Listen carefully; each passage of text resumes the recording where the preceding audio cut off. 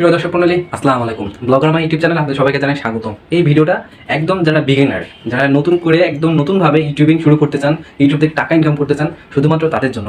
আর যারা নতুন না, তাদের ভিডিও দেখার দরকার নাই। প্রথমত যে বিষয়টা আমি বলবো, যদি ভিডিও ভালো লাগে থাকে অবশ্যই সাবস্ক্রাইব করবেন, লাইক করবেন এবং কমেন্ট করবেন। যদি নতুন না হয়ে থাকেন, আমি আবারও বলতেছি, আমার ভিডিও দেখার দরকার নাই।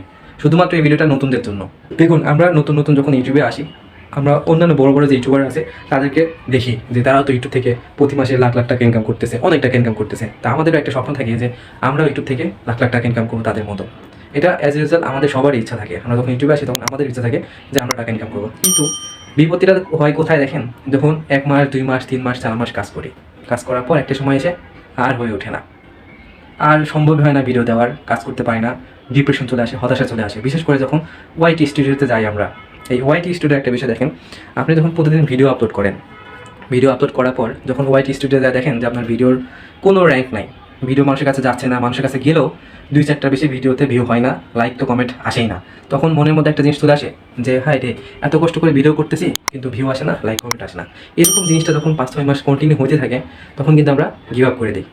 ভাই, ইউটিউবিংয়ে আসতে হলে সর্বপ্রথম একটা জিনিস লাগবে, সেটা হচ্ছে ধৈর্য।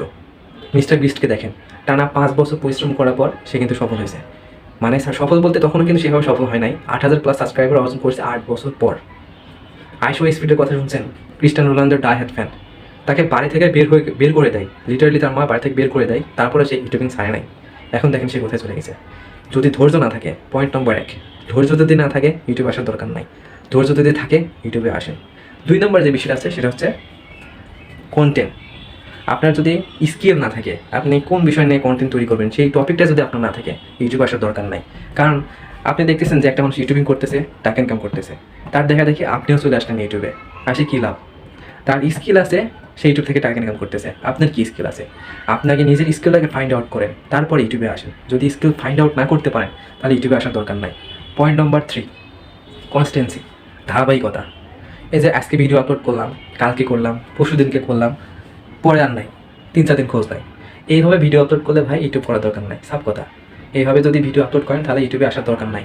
যদি কনস্টেন্সি থাকে, যদি ধারাবাহিক থাকে, যদি মনে করেন যে আমি ইউটিউব থেকে টাকা ইনকাম করবো, মাস্ট বি ইউটিউব থেকে আমাকে কিছু করতেই হবে, তাহলে ইউটিউবে আসেন, কনস্টেন্সি বজায় রাখেন, ধারাবাহিকভাবে ভিডিও দিয়ে যান। প্রিয় দর্শক মণ্ডলী, এই 3টা জিনিস আপনি যদি টানা 1 বছর কন্টিনিউ করতে পারেন, ইনশাল্লাহ আপনার সফলতা কেউ ঠেকাতে পারবে না, যদি আল্লাহ তাআলা সহায় থাকেন। আর যদি এই 3টার কোনো একটা যদি আপনি না করতে পারেন, যদি না পারেন, তাহলে আপনার ফেইলার মানে আপনার ব্যর্থতা কেউ ঠেকাতে পারবে না। সর্বপ্রথম ধৈর্য, স্কিল, তারপর কনস্টেন্সি। যদি ধৈর্য না থাকে ইউটিউবের দরকার নাই।